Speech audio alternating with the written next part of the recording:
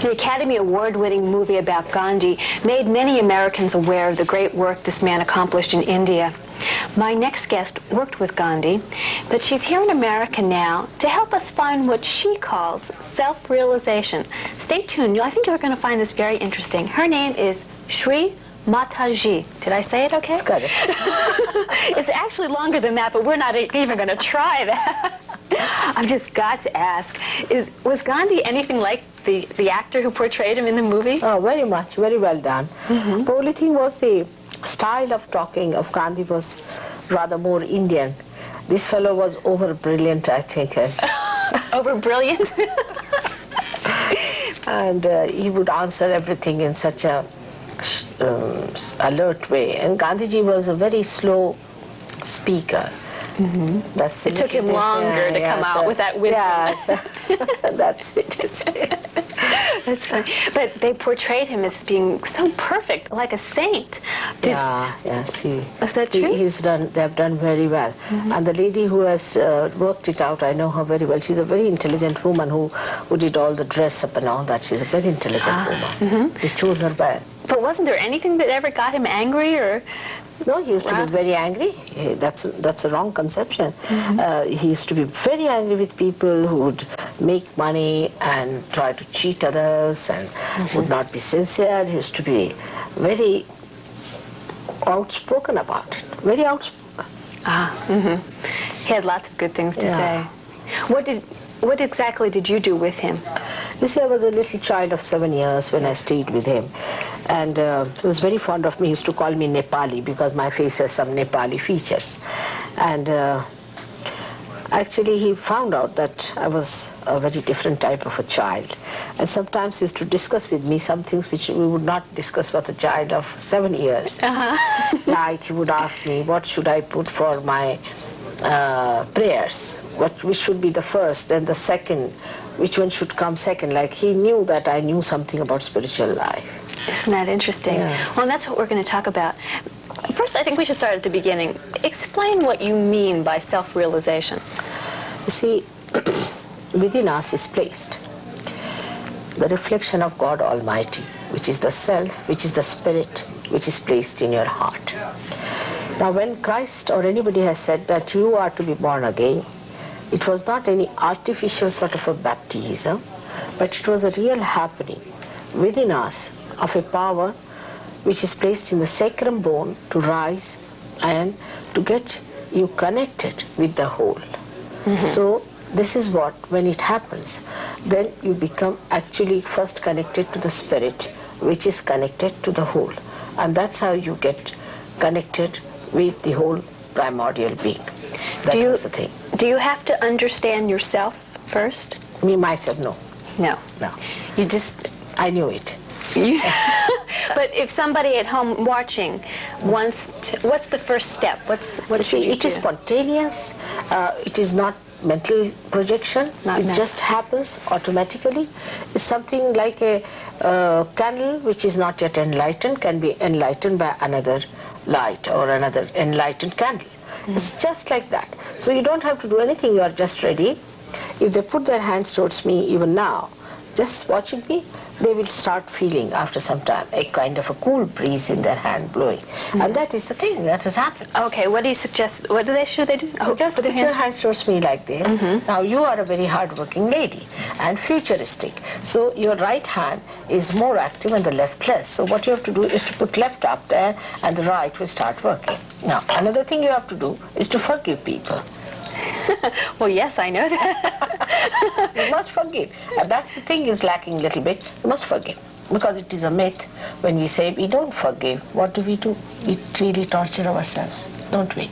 The other person whom we don't forgive doesn't feel anything bad about it. On the contrary, we are playing into the hands of that person, isn't it? So it's a myth. So just you have to forgive, and then you start feeling the cool breeze in the hand. That's the all-pervading power. You started, yes.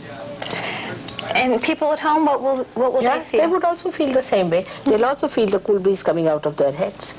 That's what happened. Well, not in this room, but oh yes. Yes, it's there. You're right. Coming from within. Try that. Try that at home. It happens. It's really there. Ooh, this is spooky. All right, so But how do you use it? All right, so say... So now you have become the spirit. Now you manifest your own power. Like the gentleman who was here before was saying, I must know myself. But you don't know who you are, what you are. Now by this, now you will know that you are made up of a very fine instrument within yourself. And you have got 7 very subtle centers, you see, which work out in 2 ways. First of all, you will know what's the problem with you, because on your fingertips you will start feeling the problem, and I can decode it by saying that there are 7 centers, 1, 2, 3, 4, 5, 6 and 7 centers, all right? And on this hand the same way. Now this is the hand of emotional side, and this is the hand of your mental and your physical side. Now if you have any physical problem, you can feel it on your fingertips. Now if you know how to solve it, it's all right, any disease, anything, are nothing but the permutations and combinations of these centers going to the extremes, or being exhausted, or some sort of a damage done to these centers. But when this force rises, she nourishes them. Is the mirror, is the feminine within us, which rises and which nourishes, which soothes, which gives you that peace. Well, let's take this a little more practically, okay? Yeah.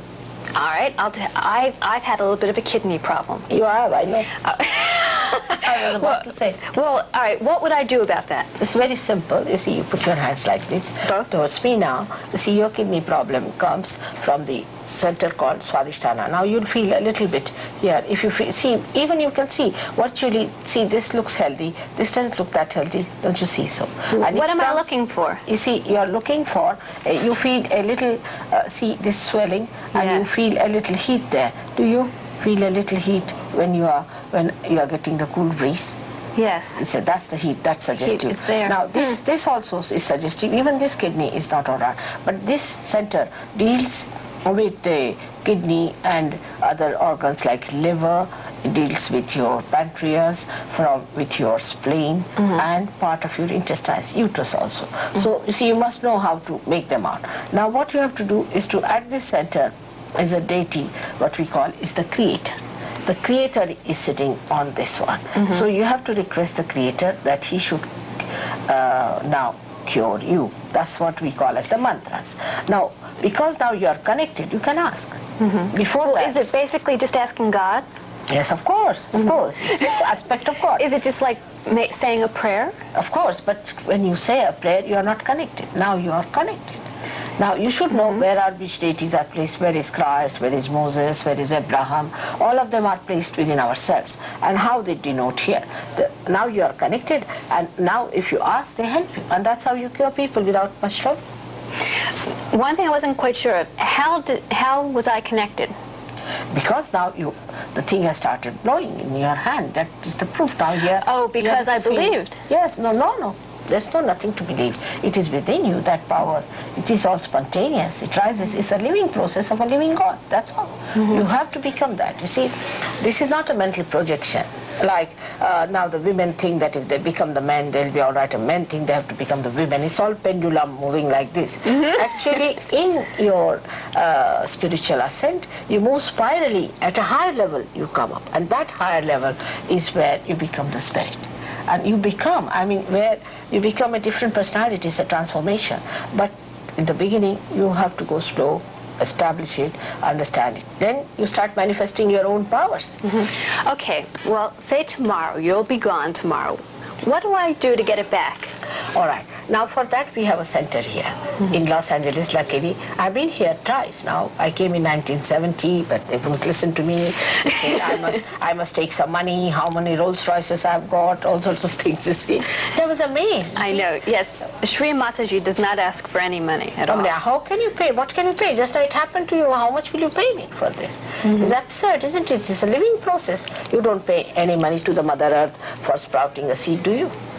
It's absurd, it's illogical, but I don't know why people are so much enamored by that. It's a thing, they think they can purchase a guru, they can purchase God, they can organize God. We have to be humble. We have to be humble, yes. That's important. And you, well, that means don't always put yourself first, right? Yes, you must... do for others. Ask. You just ask for it. You have to just ask for it. It works out. But before this, if you try to do, say, for example, like a missionary work or anything, it is all outside. And it drops out in no time. But now, supposing people say, Mother, thank you very much for curing me, and so I just laugh. Because, you see, this is just like my finger being sick, all right? Who is the other? Now, my finger is sick, so I rub my own finger, and there's no obligation. Neither I feel they should feel obliged, because if you are part and parcel of me, nobody's the other. Because you become collectively conscious. You become, again I say, it's an actualization. It is not just talking. It just happens to you. Because you are just ready, you get it. Okay. I read an article where you told the reporter not to think so much. Do Americans tend to think too much? Oh, too much they think. But it stops. Because, you see, a thought rises and falls off. Another thought rises and falls off. Either you live in the past or in the future, more futuristic. Americans are more futuristic, but some can live with the past and some can live with the future. Now, in between that thought, there's a little gap. And that gap widens when this force rises. And you stay in the present. And then the dynamism of the present you see. You see the whole thing, just like a new dimension within you. And you start enjoying every part of it. Well, it's fascinating. I don't know that we really were able to cover it. I mean, to say enough for people to really understand. It's a very wide subject. It is. And I must have spoken at least 1,000 lectures must be there in London, and so many thousands. But the main thing is, once you become that, you become yourself the knowledge. Yes. You yourself know everything. Like I was once traveling with a gentleman on a bullock cart, and the fellow was just uneducated, and he started talking like a prophet, like a saint. I was so surprised. The whole knowledge was within him. He started saying like that. Well, thank you very much for being with us. May God bless you. Thank you very much. We're going to give you an address if you would like further information. Here's where you can write for Sri Mataji. It's a rather interesting concept to think that we have a lot of power within ourselves to heal ourselves and to solve our own problems. And I think that's basically, what we were saying here. But thanks so much for being with us tonight. Remember, until next time, the only real success is living the life which you've imagined. Good night.